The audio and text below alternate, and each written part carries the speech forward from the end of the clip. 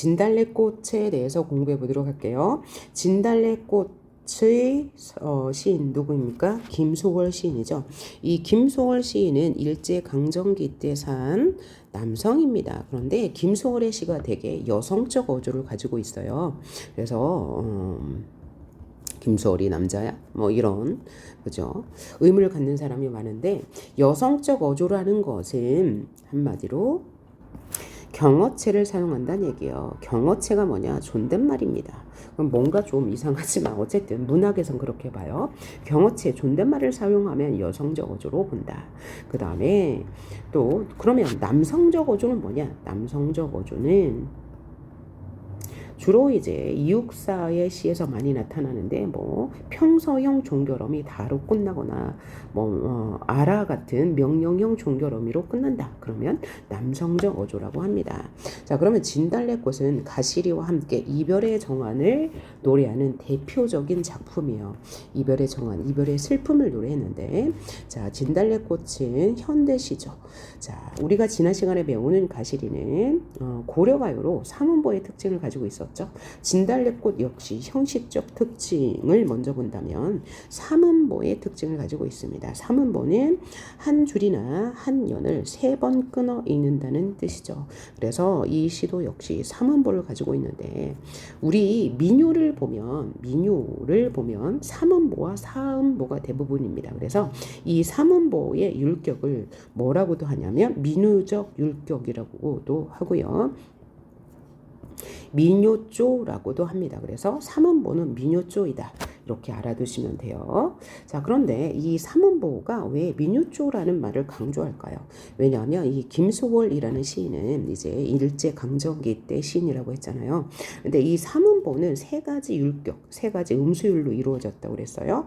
그 음수율은 3, 3, 2조, 3, 3, 4조, 그 다음에 7, 5조 요 3가지 율격으로 이루어졌는데 3, 3, 2조나 3, 3, 4조는 우리 전통적 율격이란 말이에요. 그런데 7, 5조는 전통적 율격은 아니에요. 그러면 뭐냐?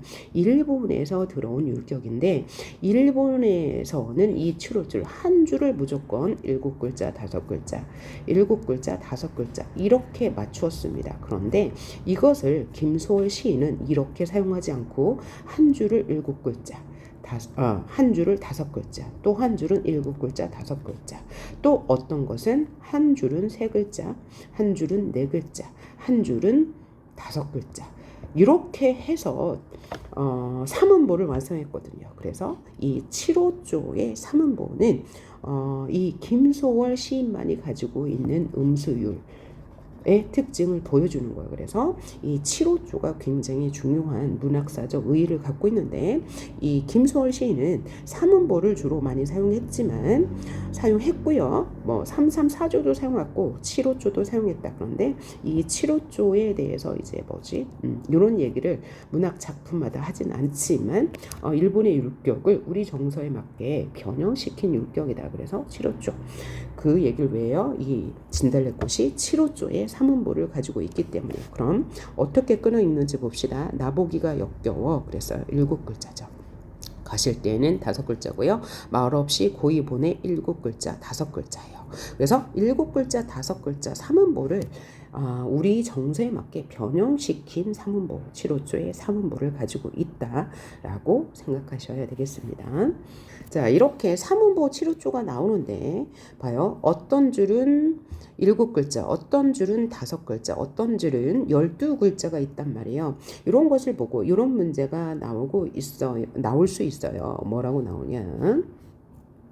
글자 수를 조절하여 혹은 글자 수를 변형하여서 호흡의 속도를 조절한다라는 이야기가 나올 수 있는데 그러면 이 진달래꽃은 이런 선지가 맞는 선지예요. 왜냐하면 자, 똑같은 시간 안에 같은 시간 안에 7글자를 읽는 것과 5글자를 읽는 것과 12글자를 읽는 것은 속도의 차이가 있을 거예요. 그러면 같은 시간 만약에 30초라고 해요. 30초 안에 7글자를 읽으려면 5글자보다는 빨리 읽어야 되고 그 다음에 그 다음에 가실 때에는 5글자는 7글자보다는 천천히 읽어야 되죠.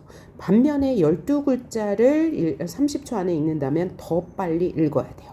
그러니까 호흡의 속도를 조절한 거죠. 호흡의 속도는 왜 조절해요? 화자의 정서나 태도, 그 다음에 주제를 강조하기 위해서죠. 자, 이렇게 호흡의 속도를 조절해서 정서나 주제를 강조하는데 헷갈리지 말 것은, 그럼 글자 수가 적은 것은 호흡의 속도가 느려요? 빨라요? 호흡의 속도가 느린 거죠. 그죠? 같은 시간 안에 5글자, 적은 글자를 읽게 되니까. 그럼 12글자는 호흡의 속도가 빠른 거예요. 호흡의 속도가 빠르다. 이것까지 해주셔야 되겠어요. 자, 그 다음에 이제 3문 보니까 운율을 형성하는 요소. 첫째, 3문보 봤죠? 3문보는 민요조라고도 하고요. 3문보에 7호조를 보인다라고 이야기했고, 두 번째는 종결어미를 반복한다. 어디 있어요? 고이본에 들이우리다, 뿌리우리다, 또 글리우리다라는 동일한 우리다라는 종결어미를 통해서 운율을 형성하고, 수미상관의 구조가 여긴 있어요. 자, 1년에서 나보기가 가실 때에는 말없이 고이본에 들이우리다라고 했는데, 마지막 년 사연에서 나보기가 가실 때에는 죽어도 아닌 눈물 흘리우리다라고 해서 거의 유사하죠. 죽어도만 바뀌었죠. 그죠? 여기 말없이 고이본에 들이오리다인데 1년에서는 사연에서는 죽어도 아니 눈물 흘리우리다 라고 바뀌었어요. 그래서 수미상관의 구조를 통해서, 그죠? 이 세 가지를 통해서 운율을 형성한다. 그럼 수미상관의 구조를 사용하면 어떤 효과를 누릴 수 있다? 첫째, 첫년과 끝년이 똑같이 되어 있으니까 현태적 안정감 을 느낄 수 있다. 이 형태적 안정감은 구조적 안정감이라고도 합니다. 그 다음에 당연히 운율을 형성하는 거고요. 그 다음에 화자의 정서나 태도 혹은 주제를, 그러니까 의미를 강조한다라는 게 수미상관 구조로 인해서 얻을 수 있는 효과입니다. 자, 그 다음에 이제 내용을 보면서 상황, 정서, 태도를 한번 봅시다. 나보기가 역겨워 가실 때에는 말없이 고이본에 들이우리다 라고 했어요. 그러면 가실 때 에는 이라고 했으니까 뭐예요? 이별의 상황을 가정했다라고 볼 수 있죠. 이별의 상황을 가정했습니다. 그리고 나보기가 하면서 나라는 시적 화자가 겉으로 드러나 있고요.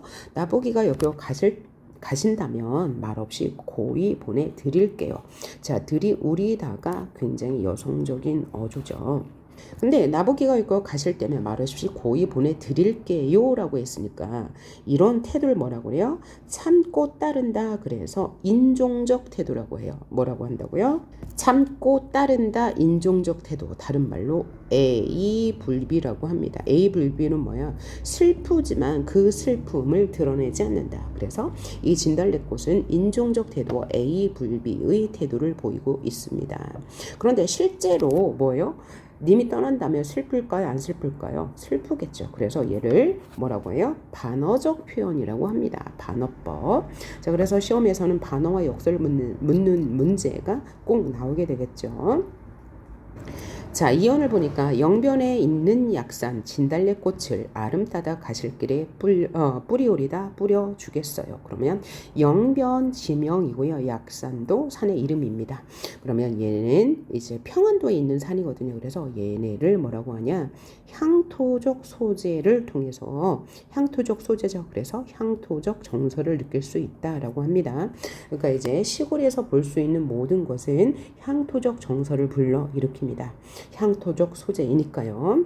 그 꽃을, 그 영변의 약사에 있는 진달래꽃을 한아름 따다가, 아름이 뭐예요? 팔로 한 번에 둘 수 있는 둘레를 말해요. 그래서 한껏 따다가 보내드릴게요. 여기에요. 그러니까 가시는 님의 길을 뭐 한다는 얘기예요?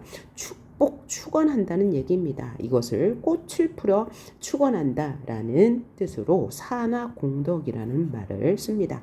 이것은 불교 용어예요. 불교에서 이런 말을 쓴다고 해요. 자, 님의 가시는 길을 꽃을 뿌려가면서 축복해요. 산화 공덕입니다. 불교에서 나오는 말이죠. 자, 그래서 여기서 진달래꽃은 뭐야? 자기는 슬프지만 님이 가신다면 내가 진달래꽃을 뿌려가지고 님이 가시는 길을 축복해 줄 거예요. 그러니까 이 진달래꽃은 화자의 분신이라고 할 수 있죠. 그러면서 화자의 사랑을 담은 소재니까 화자의 분신이면서 사랑의 표상이기도 하면서 한의 표상이다. 왜? 슬픔을 참고 보내드리는 거니까요. 그렇죠? 그래서 화자의 분신이면서 화자의 사랑, 화자의 한의 표상이라고 볼 수 있습니다. 그래서 이 진달래꽃의 의미에 대해서 한 문제 정도 나올 수 있다는 것 알아두세요. 진달래꽃은 자신이 그렇죠? 슬프지만 참고 임을 위해서 축복하는 소재이므로 분신이면서 사랑이면서 한이다. 라는 것 알아두시고 가시는 걸음걸음 놓인 그 꽃을 사뿐히 들여밟고 가세요. 그러면 님이 가실 때 그러니까 주체는 님이죠. 그 걸음마다 내가 뿌려놓은 그 진달래 꽃을 사뿐히 들여 밟고 가세요. 그럼 사뿐히는 가볍게라는 뜻이고요. 들여는 아주 강하게라는 뜻이니까 자 표면에 모순이 드러나요. 그래서 얘를 뭐라고 해요? 역설적 표현이라고 하죠. 그래서 여기에 자기 희생의 태도, 숭고한 사랑을 드러낸다. 그래서 여기에도 역시 A 불비의 태도가 드러나고 있다라고 생각하시면 되겠습니다. 역설법이 있다는 것 확인하셨고요. 자 다음 마지막 년 나보기가 역겨워 가실 때는 죽어도 아니 눈물 흘리우리다. 뭔가 조금 더 슬픔이 더 극대화된 것임을 알 수 있죠. 그래서 죽어도 아니 눈물 흘리우리다. A 불비의 자세가 아주 극명하게 드러나 있고요. 매우 슬퍼할 것임을 담은 반어적 표현이다. 반어적 표현. 그래서 이 진달래꽃은 반어법과 역설법이 나와 있는데 반어법을 더 많이 묻죠. 그래서 반어법이 드러난 선지를 찾는 거 역설과 비교하는 거 문제로 꼭 나옵니다. 여러분 연습 문제를 통해서 연습하시면 될 거고요. 자 그러면 전체를 다시 한번 정리해 볼게요. 1년에서 나보기가 역겨워 가실 때는 말없이 고이 보내드릴게요. 이별의 상황에 대해서 뭐 하는 태도예요? 체념하는 태도를 보여요. 그냥 보내드린다고 했으니까요. 2년에서 영변의 약산 진달래꽃을 아름다다 가실 길에 뿌려드릴게요. 그럼 임에 대한 송축과 축원의 자세가 드러나 있고요. 3년에서 가시는 걸음걸음 놓인 그 꽃을 말없이 밟고 가세요. 자신의 희생, 그죠? 희생적인 사랑이 드러나 있고요. 그다음 마지막 년에 죽어도 아니 눈물 흘릴 거예요. 인고의 자세가 드러나 있다. 인고, 인종 이라고 할 수 있죠. 자, 그러면 이 시 전체적으로 상황은 뭐예요? 이별을 뭐한 상황? 가정했습니다. 자, 그러면 가시리와 진달래꽃은 상황이 똑같죠? 가시리에서도 가시겠습니까? 버리고 가시겠습니까? 이별을 가정했다는 건 공통점이고요. 정서 역시 이별의 정한이라는 공통점을 가지고 있네요. 가시리와 태도는 다르네요. 가시리에서는 그냥 체념했죠. 처음부터 체념했어요. 처음부터 체념이니까 소극적이죠.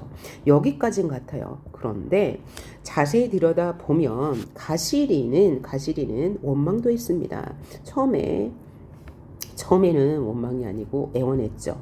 처음에는 애원하다가 그 다음에 원망하다가 그 다음에 체념하다가 그 다음에 재회를 기원했단 말이에요. 그런데 얘는 처음부터 체념했어요. 그러니까 뭐가 더 소극적이에요? 이 진달래꽃이 훨씬 더 소극적이다. 하지만 가시리도 소극적이에요. 왜? 체념을 했으니까요. 얘도 가시리도 소극적이지만 더 소극적인 것은 요 진달래꽃이다 라고 기억해 두시면 되겠습니다. 자 그러면 진달래꽃에 대해서 요 정도 학습하면 될 것 같고요. 한 번 더 정리하고 싶다. 그러면 한 번 더 들으셔도 되고요. 문제를 풀면서 익히는 게 가장 효과적입니다.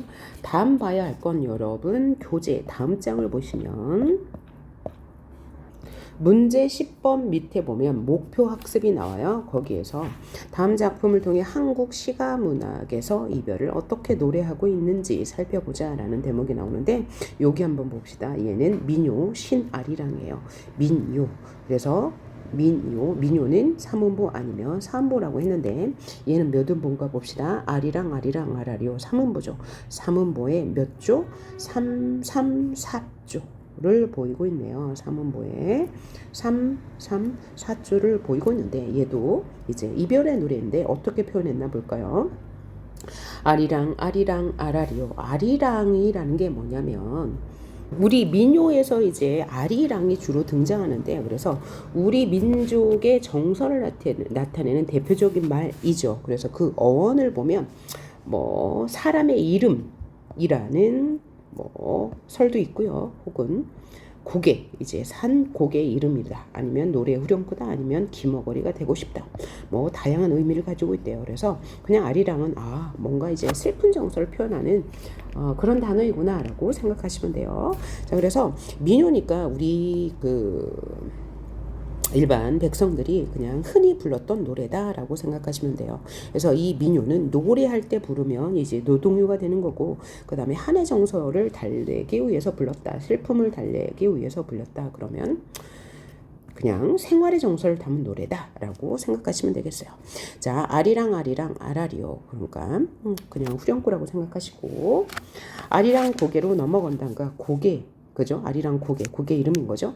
나를 버리고 가신 님은 심리도 못 가서 발먹는다. 여기에서 화자는 이별의 상황인 거는 맞죠. 그러면 이별의 상황에서 나를 버리고 가시면 심리도 못 가서 발병난다 라고 하면서 가시는 님에 대한 저주를 보이고 있고 원망을 보이고 있습니다. 그럼 얘는 태도가 뭐예요? 적극적인 거죠. 잡지는 않지만 나 떠나면 뭐죠? 위협하는 거죠. 너는 발병나 라고 하니까 떠나지 못하게 막는 적극적인 태도를 보이고 있다 라고 생각하시면 되겠네요. 자, 그러면 지금까지 보아왔던 세 작품을 한번 비교해보는 활동이 그 다음 페이지에 있습니다. 문제 11번에 있는데요. 세 작품의 시적 상황과 화자의 속마음을 정리해봅시다. 자, 화자의 상황은 세 작품 모두 이별의 상황입니다. 그래서 가시리는 화자가 이 이별 상황에서 어떤 반응을 보여요? 일단 가시리는 님을 잡고 싶지만 잡으면 돌아오지 않을까봐 보내주고 있어요. 그래서 소극적입니다. 다음에 진달래꽃은 속마음은 보내고 싶지 않지만 겉으로는 꽃을 뿌려주고 축복해주고 있습니다. 그러니까 소극적이죠. 자, 신아리랑은 원망 저주를 통해서 적극적인 태도를 보여요. 너가 떠나면 발병나니까 떠나지 말라는 거죠. 화자의 속마음은 가시리는 재회를 소망하고 진달래꽃도 뭐라고? 제발 떠나지 말라는 속마음을 반어를 통해서 보이고 있고요. 신아리랑은 협박하면서 떠나지 않기를 바라고 있습니다. 그럼 여기서 가장 소극적인 것은 바로 진달래꽃이고요. 가시리가 그 다음이죠. 소극적이에요. 그죠? 내가 잡으면 돌아오지 않을까봐 두려우니까 보내라고 했어요. 그 다음에 적극적인 것은 신아리랑이 되겠고요. 이것보다 훨씬 더 적극적인 작품이 있는데 그것이 바로 서경별국이에요. 서경별국 좀 이따 함께 학습해 보도록 할게요. 자, 다음 페이지를 봅시다. 14번은 가시리와 진달래꽃의 은유를 비교하는 문제예요. 334쪽. 그 다음에 신아리랑은 334조고 진달래꽃은 7호조예요. 요거 구분하는 문제죠. 그래서 두 개는 모두 가시리나 진달래꽃이나 모두 가시리 진달래꽃은 뭐야? 3번 보니까 세 마디씩 끊어 읽는 거고 세 마디씩 아리랑 아라리요. 신아리랑도 세 마디씩 3문보인데 음수율이 달라요. 그래서 신아리랑은 3, 4조 가시리는 3, 2조 진달래꽃은 7호조 그래서 3음보의 각각의 음수율은 다르다. 요거 확인하시면 되고요. 그 밑에 보니까 또 다른 하나의 시조 그 다음에 하나의 시가 나왔습니다.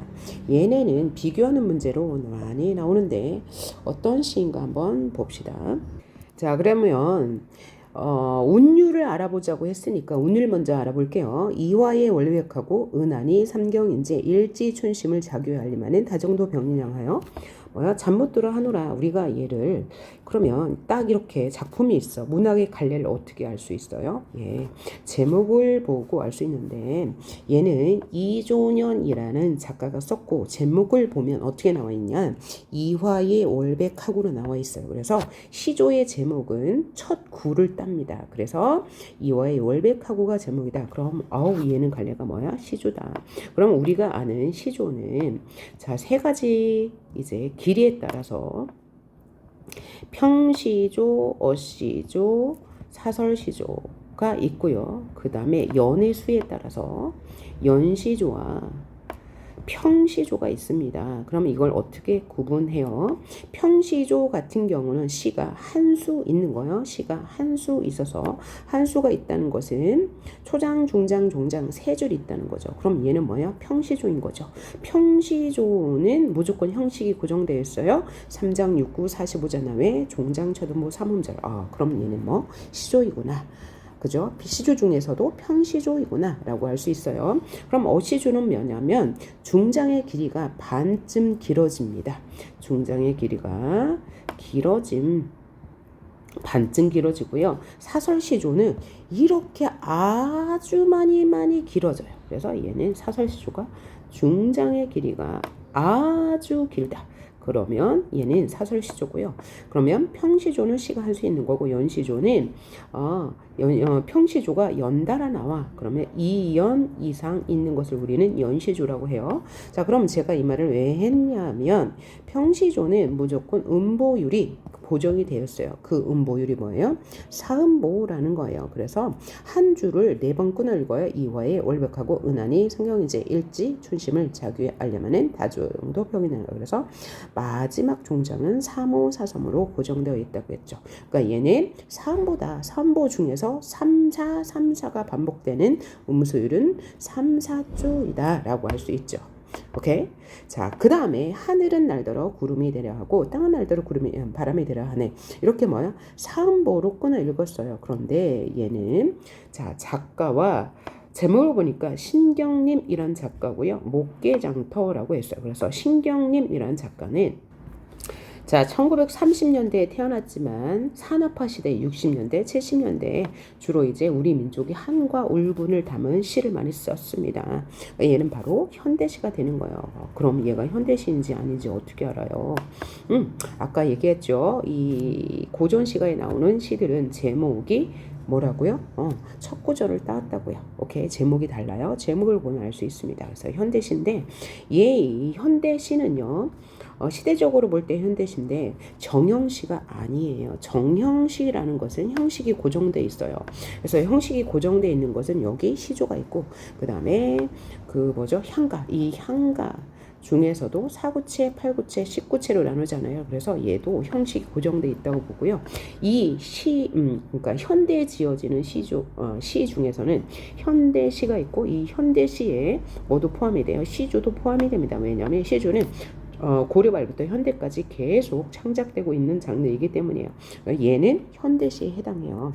현대시에 해당해서 정형시라고 할 수는 없어요. 그런데 몇 번 끊어 읽을 수 있습니다. 하늘은 날더러 구름이 되려 하고 3334 땅은 날더러 바람이 되려 하네 2334 청룡 흥룡 흩어져 43 비계인 나루. 그러니까 이게 일정하게 2번 이상 반복되는 구절이 있어요? 없어요? 구름이 되려 하고 3, 4인데 바람이 되려 하는 3, 4. 그래서 얘는 3, 4조라고는 할 수 있어요. 오케이? 이렇게 그래서 이렇게 끊어 있는다라고 생각하시면 되겠습니다. 그래서 이 음보율과 음소율을 고정하는 것은 2개 이상 반복되는 것을 그 형식이라고 본다라고 생각하시면 되겠어요. 자, 그러면 둘 다 사음보인데 내용을 한번 파악해 봅시다. 자, 그런데 이 가의 시의 내용을 착각하는 경우가 많아서 잘 봐야 돼요. 자, 우리가 지금 가시와 진달래꽃은 이별의 정안을 다루고 있는데 그럼 이 가시 이조년의 시 이와 이화에 월박하고 은하니 상경일제 이 시도 이별의 정한 아닙니다. 비슷해 보이는데 아니에요. 봅시다. 이화에 월백하고 은하니 상경이다. 무슨 뜻이냐면 이화에 월박했다. 이화라는 것은 백꽃이에요. 그러니까 백꽃은 언제 핍니까? 봄에 핍니다. 그래서 이 백꽃은 계절적 배경을 알려주는 시어예요. 그러니까 봄에 월백하다. 달이 떴다. 그러니까 뭐라는 뜻이에요? 지금은 봄밤이다 라는 뜻입니다. 봄밤에 은하니 상경이자. 은하니 뭐냐면 은하수가 상경을 가리킨다. 그러면 새벽 1시에서 3시라는 얘기예요. 그러니까 봄밤이 깊었다라고 해석하시면 돼요. 봄밤이 깊었다. 봄밤이 깊었는데 일지춘심을 자규야 알림하는. 자규는 소쩍새예요. 소쩍새. 자, 그러면 소쩍새는 뭔가 애상을 상징하는 시라고 해요. 소쩍새는 애상. 그러면 애상이 뭐예요? 그러니까 고독하고 슬픈 감정을 우리는 애상이라고 합니다. 그래서 뭐야? 애상적 정서가 느껴져요. 애상. 그러면 일지춘심은 뭐냐면 한 가지의 봄마음, 그러니까 봄에 느끼는 감정이 애상이다 라고 생각하시면 돼요. 그러면 이 애상, 그러니까 슬픔에는 여러 가지 종류가 있습니다. 슬픔의 종류, 그러니까 문학에서 말하는 슬픔의 종류예요. 첫째는 애상이 있고, 두 번째는 애환이 있고요, 세 번째는 정한이 있습니다. 그러면 이런 단어는 각각 다른 상황에서 쓰는데 애상은 언제 쓰냐면 뭔가 센치한 기분일 때 써요. 모두 다 슬픔을 나타내는 정서인데 센치할 때 애상을 씁니다. 그럼 센치한 건 뭐예요? 이유 없이, 정확한 까닭이 없이 그냥 슬픔의 정서가 느껴져요. 그러니까 밤이 깊어서 슬퍼, 낙엽이 떨어져서 슬퍼, 기차가 지나가니 슬퍼, 이런 건 뭐예요? 뚜렷한 이유가 됩니까? 아니에요. 이런 것을 우리는 애상이라고 하고요. 애환은 뭐냐면 슬픈데 왜 슬퍼? 가난 때문에 슬퍼. 애환이라고 하고요. 정한은 뭐예요? 이별 때문에 슬퍼라고 할 땐 정한이라고 합니다. 그래서 계속해서 보면 일지춘심, 이 봄밤에 느끼는 마음을 자규야 알려면은 자규도 모르겠지만, 그러니까 자규보다 더 슬프다는 얘기죠. 소쩍새보다 더 슬퍼요. 다정도 병인양하여. 여기서 다정은 뭐냐면 다정하다, 정이 많다, 이게 아니고요. 감정이 많아서 이것도 병이야. 그래서 잠 못 들어. 그러니까 얘는 뭐야? 이별의 정한이 아니란 얘기예요. 그러니까 이별의 정한이 아니고 무엇이다? 애상이다. 요게 이제 시험의 포인트예요. 그냥 슬픈 겁니다. 봄밤에 그냥 자신도 모르는 감정 때문에 슬픔의 감정을 드러내고 있어. 요게 이제 포인트예요. 그러니까 얘는 지금 상황이 뭐예요? 이준현 씨는 봄밤이에요. 정서는 애상이고요. 주제는 뭐예요? 봄밤의 애상이다 라고 정리하시면 되겠죠. 자, 그 다음에 두 번째 시, 신경님의 목계장터 봅시다. 목계장터래요. 그러니까 목계가 이제 지명일 거고 장터, 그죠? 혹은 장터의 이름일 거예요. 목계장터에서 느끼는 화자의 감정이 무엇인지 한번 봅시다. 하늘은 날더러 구름이 되라 하고 땅은 날더러 바람이 되라 하네. 자, 그러면 구름과 바람은 뭘까요? 자, 그러면 하늘은 나에게 떠돌이가 되라 하고 땅은 날더러 떠돌이가 되려 하네. 그래서 구름과 바람은 떠돌이의 이미지예요. 하늘과 땅은 나에게 떠돌며 살라고 한대요. 그러면 이 신경님이라는 작가가 뭐죠? 일제 강점기부터 언제까지? 산업화 시대까지 이제 꾸준히 활동한 작가인데, 그러면 뭘 떠올려야 돼요? 우리 민중이 떠돌이 생활을 많이 했나? 라고 떠올리시면 돼요. 그리고 청룡, 흥룡 흩어져 비계인 나루, 그러니까 나루가 뭐예요? 배가 이제 정박하는 곳이죠. 정박하거나 출항하는 곳이요. 그러니까 그러니까 어떤 대상, 화자가 나루에 있다고도 볼 수 있고, 시적 대상이 여기 나루에 있다고도 볼 수 있어요. 잡초나일 경우는 잔바람이 되려고 하네. 그러면 그죠? 비계인 나루의 어떤 대상 혹은 화자가 서 있는데 잡초나 일개오는 잔바람이 되라고 한대요. 누가요? 하늘이요. 누가요? 땅이요. 그래서 하늘과 땅이 나에게 구름, 바람, 잔바람이 되라고, 즉 떠돌이가 되라고 한다 라고 말하고 있네요. 자, 이 시는 여기서 끝이 아니고 뒤에 또 이어지는 구절이 있습니다. 그런데 비슷한 내용을 담고 있어요. 그래서 딱 보니까 하늘은 나에게 구름이 되려 하고 바람이 되려 하고 잔바람이 되라고 한다. 그러니까 뭔가 이제 떠돌이 이미지가 떠오르는데 하늘과 땅이 나에게 그렇게 되라고 했대요. 굉장히 차분한 어조로 자신의 삶을 이제 생각하고 있는데, 그러면 구름과 바람, 이 잔바람은 방랑의 이미지를 담고 있습니다. 방랑의 이미지, 떠도는 이미지죠. 그런데 그 뒤에 또 뭐라고 나오냐면, 산은 나에게 잔돌이 되라 하고 강은 나에게 또 들꽃이 되라 한다. 그러면서 잔돌 들꽃과 구름 바람을 대조하고 있습니다. 그러니까 상징적 이미지가 있는 거죠. 그래서 이 잔돌과 들꽃은 정착의 이미지를 담고 있어요. 그러니까 이 화자는 지금 정착해야 되나? 떠돌아야 되나? 이런 삶의 갈등을 겪고 있는 거죠. 그러니까 상황은 어떤 상황이에요? 삶의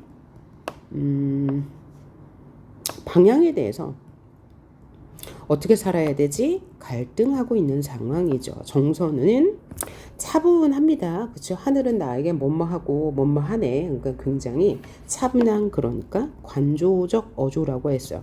할 수 있어요. 관조적 어조는 뭐냐면 객관적으로 어떤 대상을 바라본다는 뜻이죠. 태도는 관념적입니다. 관념적이라는 것은 구체적의 반대말로 자신의 독백을 보여주는 거죠. 내가 지금 힘들게 살고 있는데 나 이대로 방랑생활을 계속해야 돼? 아니면 어디에 정착해야 돼? 라는 그런 태도. 그러니까 주제는 떠돌이 삶의 애환이라고 볼 수 있죠. 그리고 표현법을 본다면 여기 하늘은 나에게 뭐가 되라 하고 뭐가 되라 하네. 그래서 비슷한 문장 구조가 반복되는 대구법이 있습니다. 그리고 구름, 하고 하네 종결 어미의 반복이고요. 시어의 반복이 뒤에도 나와요. 구름 바람이 계속 나오고 잔돌 들꽃도 계속 나와서 시어의 반복, 그 다음에 대구법, 그 다음에 토속 시어를 사용하고 있습니다. 바람, 잔바람, 나루 이런 게 토속 시어니까 정서도 토속적 정서를 느낄 수 있겠죠. 그래서 운율을 형성하는 요소는 어미의 반복, 시어의 반복, 대구법이라고 보시면 되겠네요. 그래서 지금 여기 지금 학습 활동에 나와 있는 이화의 월백하고랑 목계장터는 반드시 시험에 나오니까요. 이것도 잘 이렇게 알아두시면 되겠고요. 자, 이번 파일은 여기서 마치도록 하고요. 다음 파일에서 가시리 진달래꽃과 연관된 작품을 여러분 교재에 있는 문제를 통해서 해설해 보도록 하겠습니다. 수고하셨어요.